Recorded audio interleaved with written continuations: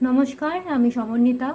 B empowered with নবনিকেতনের পক্ষ থেকে আজকে জুয়েলারি মেকিংয়ের বেসিক টেকনিক্সের উপর টিউটোরিয়াল ভিডিও করছি। এখানে আপনাদের আজকে দেখাবো ঝুমকো কিংবা বিভিন্ন ইয়াররিংয়ে যে আমরা হ্যাঙ্গিং বলে অ্যাটাচ করি কিংবা পার্ল হ্যাঙ্গিং অ্যাটাচ করি, সেগুলো কিভাবে অ্যাটাচ করব, সেই পদ্ধতিগুলোই আজকে আপনাদের এই ভিডিওতে দেখানো হবে। ঝুমকোতে বিভিন্ন ধরনের হ্যাঙ্গিংস লাগানোর জন্য যেগুলো দরকার সেগুলো তাহলে প্রথমে দেখিয়ে নিই। প্রথমেই দরকার হচ্ছে প্লায়ার এবং কাটার। প্লায়ার এবং কাটার এই দুটো হচ্ছে একদম এসেনশিয়াল টুল। এই দুটো মোস্ট জুয়েলারি আইটেমস তৈরিতেই লাগে। এবার যে মেটেরিয়ালগুলো লাগবে সেগুলো দেখায়। অবশ্যই প্রথমে লাগবে ঝুমকো বেস। এখানে আমি দুটো ঝুমকো বেস নিয়েছি। আমি যে টেকনিক্সগুলো দেখাবো সেগুলো সবই এই এক জোড়া ঝুমকো বেসের মধ্যেই দেখিয়ে দেবো, কিন্তু আপনারা যখন প্র্যাকটিস করবেন তখন আলাদা আলাদা ঝুমকো বেস নিয়ে প্র্যাকটিস করতে পারেন, তবেই আপনাদের ভালো করে প্র্যাকটিস হবে। আমি যেহেতু আপনাদের জাস্ট টেকনিক্সটা দেখাবো, তাই এই এক জোড়ার মধ্যেই 3-4 রকমের টেকনিক্স দেখিয়ে দেবো। আর লাগবে হুক, ঝুমকোর ওপরে লাগানোর জন্য হুক লাগবে, জাম্প রিংস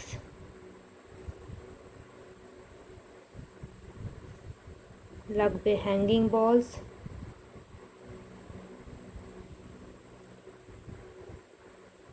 লাগবে, ফিউজ ওয়্যার।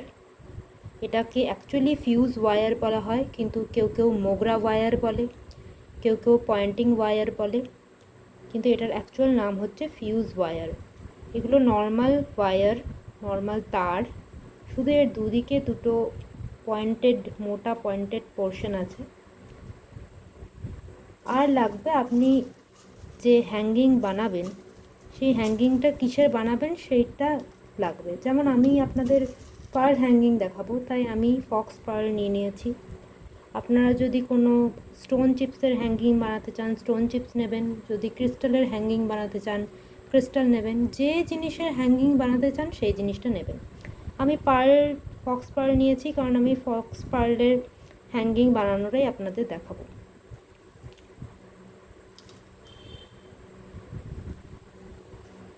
প্রথমেই দেখাই কি করে জাম্প রিং দিয়ে এই হ্যাঙ্গিং বলগুলোকে অ্যাটাচ করব। হ্যাঙ্গিং বল অ্যাটাচ করার বেশ কয়েক রকম পদ্ধতি আছে। হালকার মধ্যেও আছে, আবার ভারী ভরকমের মধ্যেও আছে। যেমন প্রথমেই হলো, আপনি একটা জাম্প রিং নেবেন। সেই জাম্প রিংটাকে আমি আগের ভিডিওতে ক্লোজলি দেখিয়েছি কী করে জাম্প রিং ওপেন করতে হয়, তাই বারবার একই কথা বলছি না। তো জাম্প রিং ওপেন করার পর সেটাতে একটা হ্যাঙ্গিং বল ঢোকালেন। এবার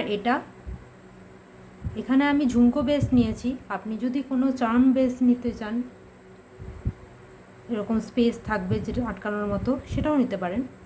তো এই যে গ্যাপ আছে তার মধ্যে আপনি এটা ঢোকালেন, এরপর এর মুখটা বন্ধ করলেন। এই হলো একরকম, আপনি একটা হ্যাঙ্গিং বল এতে অ্যাটাচ করলেন। আমি এবার একটার জায়গায় আমি এখানে দুটো হ্যাঙ্গিং বলও লাগাতে পারি। দুটো হ্যাঙ্গিং বল যদি লাগাই তাহলে দেখতে আরও একটু বেশ ভরাট লাগবে। দুটো হ্যাঙ্গিং বল দিলে দেখতে কম্পারেটিভলি বেটার লাগে। তো সেক্ষেত্রে কী করব, জাম্পিং নেব। জাম্পিংয়ের সাইজটা তো সেই ছোটোই, একটা হ্যাঙ্গিং বল লাগাই কিংবা দুটো হ্যাঙ্গিং বল লাগাই, সাইজটা বেশ ছোট।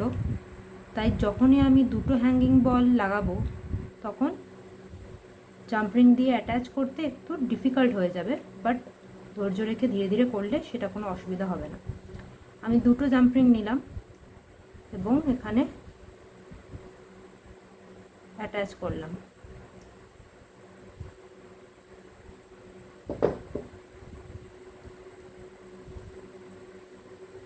জাম্পিংয়ের মুখটা আস্তে করে এবার বন্ধ করব। জাম্পিংয়ের মুখটা ভালো করে বন্ধ করতে হবে, নইলে কিন্তু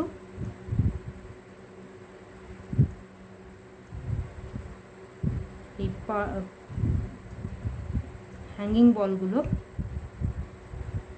খুলে বেরিয়ে যাওয়ার চান্স আছে। আপনি বুঝতে পারছেন কি না জানি না, কিন্তু এই একটা হ্যাঙ্গিং বলের থেকে এই দুটো হ্যাঙ্গিং বলটা কম্পারেটিভলি বেটার লাগছে।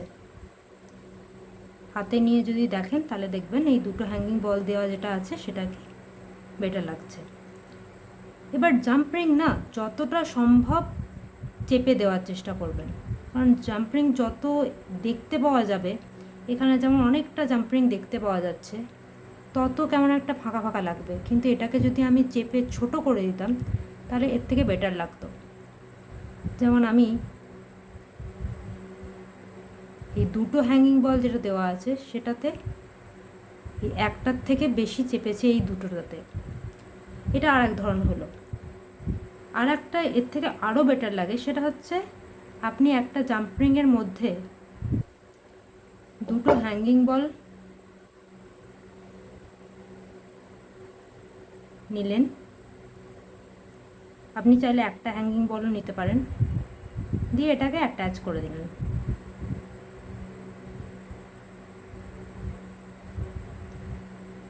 এটা অ্যাটাচ হয়ে গেল। এরপরে আপনি আর একটা জাম্পিং নেবেন,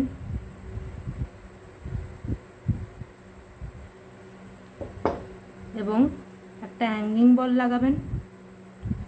তারপরে এই যে আর একটা লাগিয়েছিলেন অলরেডি সেইটা লাগাবেন, দেন আর একটা হ্যাঙ্গিং বল লাগাবেন।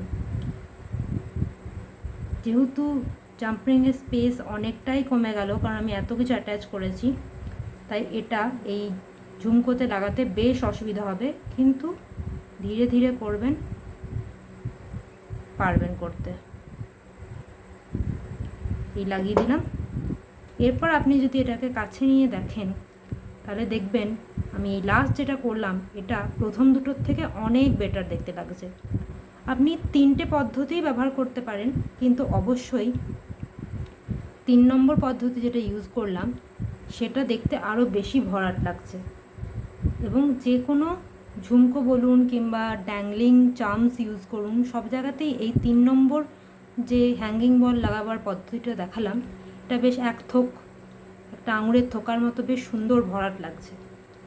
তো এইভাবেই আমি গোটা ঝুমকোটা কমপ্লিট করে ফেলবো। আমি এখানে যেহেতু আপনাদের দেখানোর জন্য 3টে পদ্ধতিতে 3 রকমভাবে অ্যাটাচ করে দেখালাম, সেটা অ্যাকচুয়ালি করব না। যখন আমরা ঝুমকা তৈরি করব, হয় প্রথম পদ্ধতিটা ইউজ করব, নয়তো দ্বিতীয় পদ্ধতিটা ইউজ করব, নয়তো তৃতীয় পদ্ধতিটা ইউজ করব, কিংবা যদি কোনো দুটো একসঙ্গে কিংবা কোনো 3টেই একসঙ্গে করি তাহলে এমনভাবে ব্যবহার করব যেন অ্যারেঞ্জমেন্টটা চোখে দেখতে ভালো লাগে।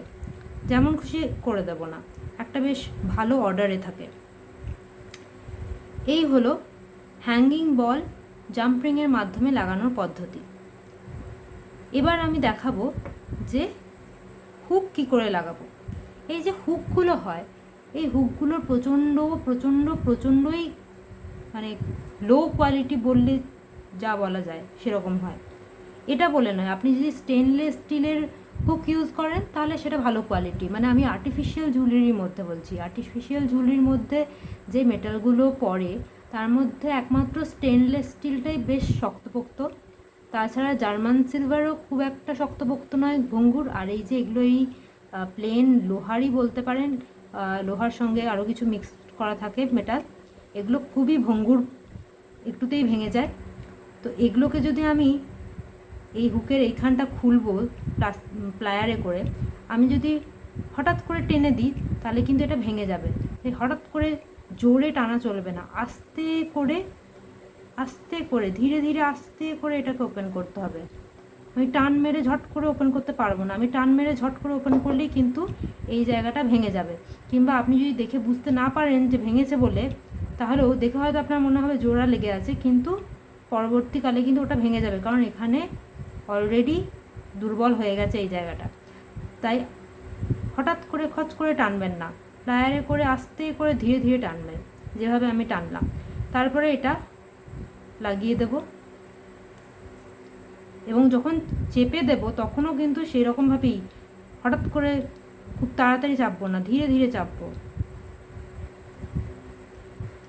ব্যাস, আমার এই হুক লাগানো হয়ে গেল। এবার হচ্ছে কিভাবে পার্ল হ্যাঙ্গিং তৈরি করব। পার্ল হ্যাঙ্গিং তৈরি করব বলতে এখানে আমি পার্ল দিয়ে দেখাচ্ছি, তার জন্য আমি পার্ল হ্যাঙ্গিং বলছি। আপনারা চাইলে যে কোনো ক্রিস্টাল, যে কোনো বিডস, যে কোনো স্টোন, আনকাট চিপস কিংবা কাট চিপস, যে কোনো তার পাস করবে এরকম মেটেরিয়াল দিয়ে হ্যাঙ্গিং আপনারা তৈরি করতে পারেন এভাবে। সেটা কীভাবে তৈরি করবেন না, এই যে ফিউজ ওয়্যারগুলো আছে, এই ফিউজ ওয়্যারগুলো একদম মাঝ বরাবর কাটারে করে কেটে দেবেন। কাটা হয়ে গেল। এরপরে আমি একটা পার্ল, ফক্স পার্ল নিয়ে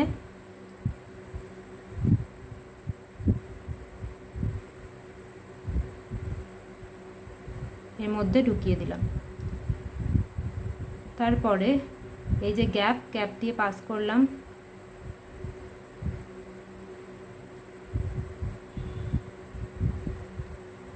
পাস করার পর এটাকে আমি আঙুলে করে একটু বাইরের দিকে ঠেলে দেব। ঠেলে দেওয়ার পর যেখানটা আমি আঙুল চেপে ধরে আছি, এরকম করে চেপে ধরে থেকে বাকি তারটাকে পেঁচিয়ে দেব।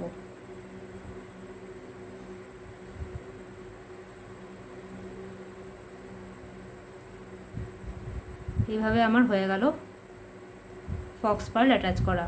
আমি ফক্স পার্লের জায়গায় অন্য যে কোনো টাইপের বিডস অ্যাটাচ করতে পারতাম।